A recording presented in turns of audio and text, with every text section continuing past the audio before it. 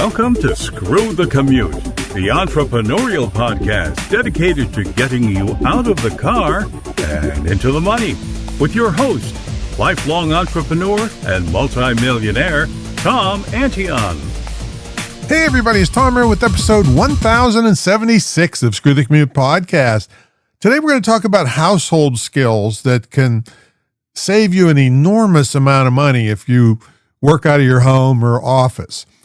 All right, let's see. Hope you didn't miss episode 1075. That was Ask Tom a Question. You can always send questions to me offline at tom@screwthecommute.com. I'll either answer them on air or answer you perfectly. Or perfectly personally. How about that? Let's see. Pick up a copy of my automation ebook at screwthecommute.com/automate free. Version 3.0 is the latest. And check out my mentor program at greatinternetmarketingtraining.com and my school at imtcva.org. Certified to operate by SHEV, the State Council on Higher Education in Virginia, but you don't have to be in Virginia because it's quality distance learning. Okay, let's talk about this a little bit. I've done very well over the years. Long before the internet, I was doing well in business. But I grew up in a blue-collar household where my dad was an entrepreneur, but he was also a certified and union electrician. So I learned a lot about working with tools. So he would fix his cars. He would build cabins and rent them out on property with carpentry and electricity and plumbing and all those kinds of things and roofing. And so I grew up around that, and I understand a lot of people did not grow up around that. But I want to tell you the value of increasing some of those kinds of skills if you want to get to where you're going financially way faster than you may be going now. So that's the gist of this episode, is to show you how getting some skills on things that happen to you around your house and your car and so forth can save you enormous, I'm talking enormous amounts of money. And I've got reminded of this just yesterday. It's a real cold snap here in Virginia Beach. We're in the 20s. And my neighbor next door, who I help out all the time on stuff, he was an old newspaper editor, so he's not totally skilled with tools and things. But he called me and said, hey, the underneath my house is flooded. And it's like I said, it's ice, half of it's ice because it's freezing outside. And it wasn't totally ice. It was kind of slushy ice because it was the water, whatever the leak was getting heat from the house to keep it from fully freezing. But I ran over and I shut the water off at the street for him because he didn't really know where the interior shutoff valve was. So I found the shutoff valve under the house for him and shut the water off to the house first. But we could still hear the leak. And so I went out to the street, and I know how to turn off the water at the street.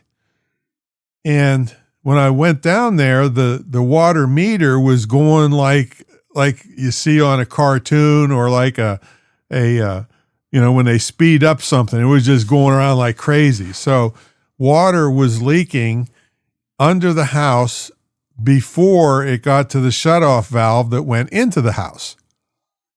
And I said, wow, I brought him over jugs of water. We had like those 5-gallon things and a pump on top so he could get some water to feed for the dogs and all this stuff.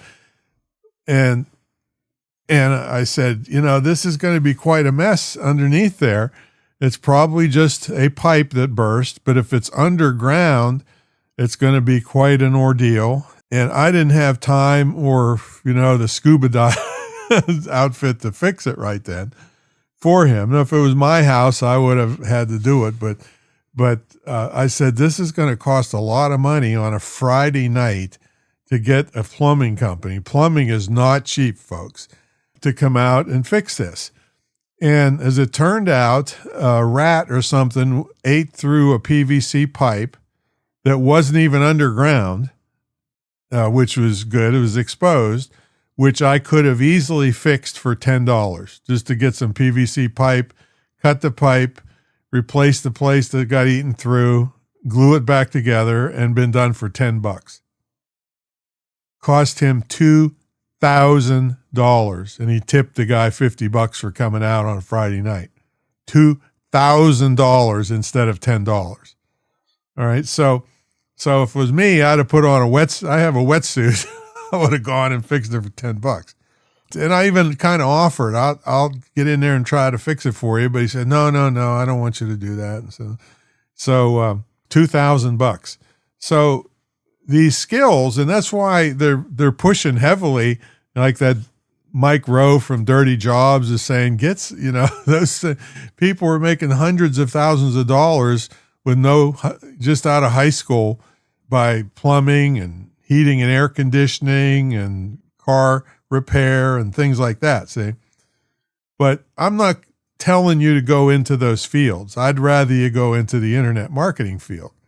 However, if you're going to work out of your home or small office, usually it's going to be your home, you can burn up enormous amounts of money that could be used for your business or to build up your reserves or to pay off your bills, rather than $2,000 to a plumbing company. And this is not unheard of. In other words, he didn't get ripped off. This is what it costs nowadays for those people to come out, especially on an emergency basis. But that $10 piece of pipe could have been fixed easily. But if you can't do these things, then you're basically screwed. And I can't do everything, but I can do a lot of things that have saved me tens of thousands. And as long as I've been in business, hundreds of thousands. I can think of one thing back in the 70s on an apartment building that the kids, I was renting to kids, and they went home for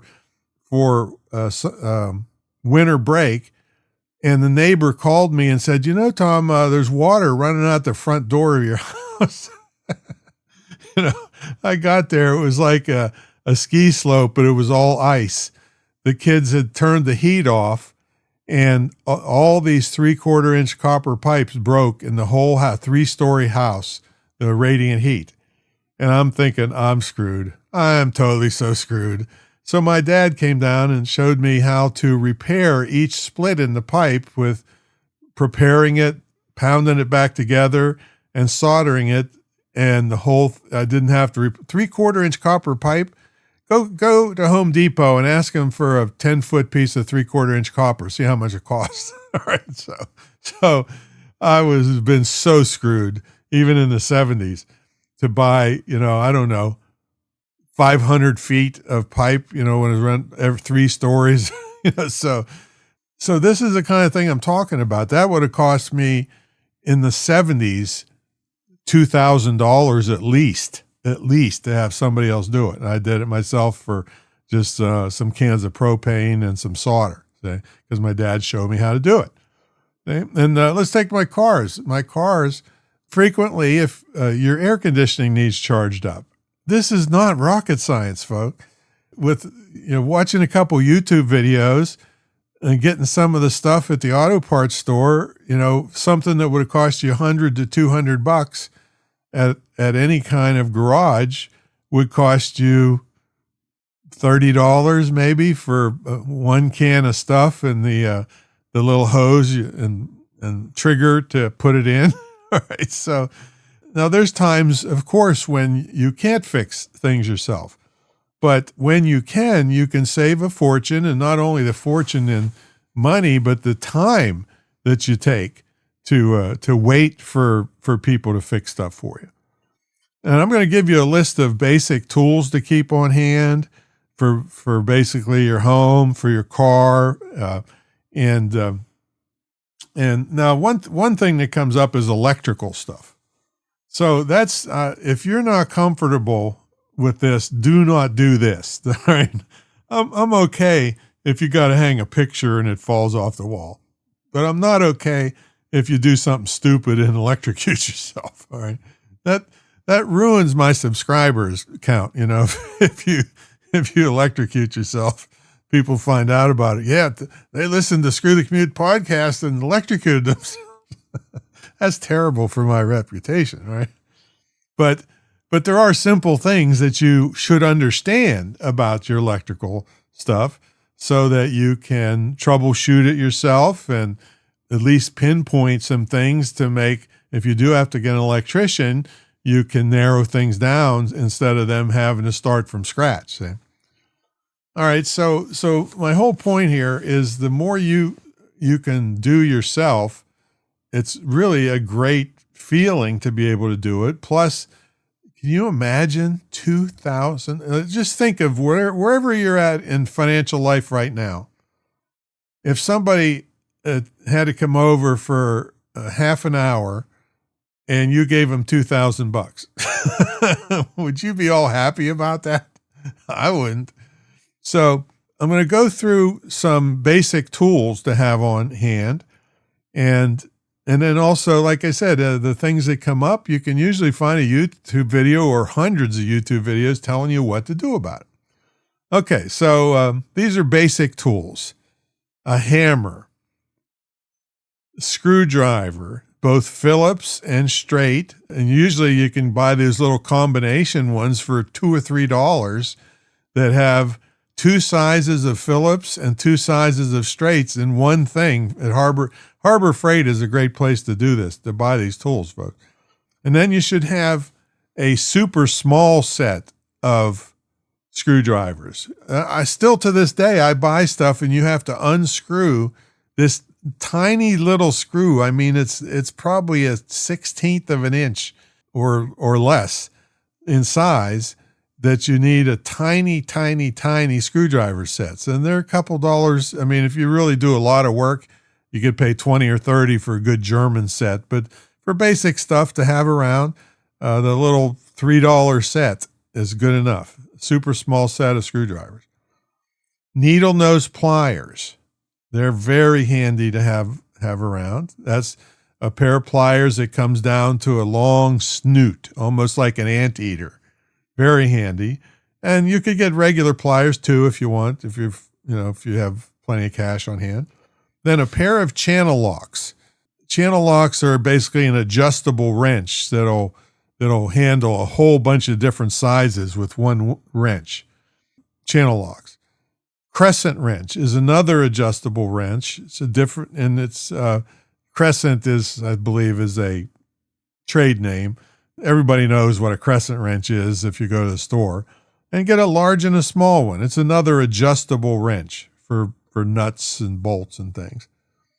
And then some type of portable drill with drill bits. In other words, so you can drill holes in things, or you can put screwdriver bits in them if you have loads of screws, if you're putting together something, some piece of furniture, something that has screws, or if you're repairing your back deck or something, you want to put a screw in, you don't want to have to do it by hand. Portable drill, it's usually going to be battery operated nowadays. The batteries cost as much as the drill sometimes. Okay, now electrical stuff. Even though, like I said, if you're not comfortable with this stuff, don't do it. But you still should have some of these little things around and an understanding of what goes on. So one thing would be a tester that you can go to any Home Depot or Lowe's and you plug it in to a receptacle and it'll tell you, okay, is there power there? And if so, is the thing wired correctly? If you have something that's, you plug it in and it won't work, it might be that receptacle is bad. You also should know about breakers. Every home has what they call a breaker box. It has a main thing that turns off all the electricity, and then they have different circuits going to different places in the house, or you have different higher voltage ones for your dryer and your ovens and things like that. So You should try to keep that labeled properly so you know what breaker goes to what, but you don't always test trust it. If you turn off a breaker, it says, okay, that's a hot water heater. You still want to check the hot water heater to make sure that it's actually off if it's an electric hot water heater, because you don't want to mess around with that and get shocked. So there's another thing you can buy at Home Depot for about $20, and you can hold it near anything with electricity, and it'll beep if there's electricity there and light up red. That way you can say, uh-oh, I thought this was supposed to be off and it's still on. You never want to work on anything or fool with anything if it's hot, if you don't know what you're doing. So you should know about breaker boxes. You should know about GFCIs. These are called ground fault circuit interrupters. These are the ones that have the little button that says test on it. Those are supposed to be installed anywhere near water, like your kitchen or your bathrooms. And they're super sensitive so that when you're around water, if something goes wrong, it shuts everything off like faster than lightning so that you don't get shocked. And then this is kind of funny, electrical tape, the black electrical tape. They come in different colors too, but I grew up on black electrical tape because my dad was a foreman on electrical jobs, and he always had electrical tape. We used it for everything, to put the handle on our bats for baseball and to fix our gloves, and anything that was broken, we fixed it with electrical tape. And then a cheap multimeter. These are even the newer one, the cheap ones, you don't have to know how many volts, it automatically senses what it's checking. It's another way to check to see if there's electricity and if there's the right amount of electricity. And now the next section is for stuff to have for your car available. And the multimeter is also very useful for your car. So let's say your car won't start, won't even turn over, or you hear some clicks. Well, that's probably the battery. Most likely the battery. So you get your multimeter out, you put it on a 20 volt scale or so forth, and you hold one to one part of the battery, one to the other. And if it reads like 11 volts, your battery is dead. All right. It has to be 12 points, like 3 or 4 or 5 to be a good battery. And if the car's running, it should be around 14 volts. So if you see 11.5 volts, you've got a dead battery. So it's either for some reason somebody left the lights on, or it's just shot. And here's another some things for your batteries you should know. If you go, like for instance, I went to Pep Boys and they wanted $380 to swap out a battery for me. And that's ridiculous. So I went to Walmart, bought the same battery and put it in myself. And I mean, it was $150. See?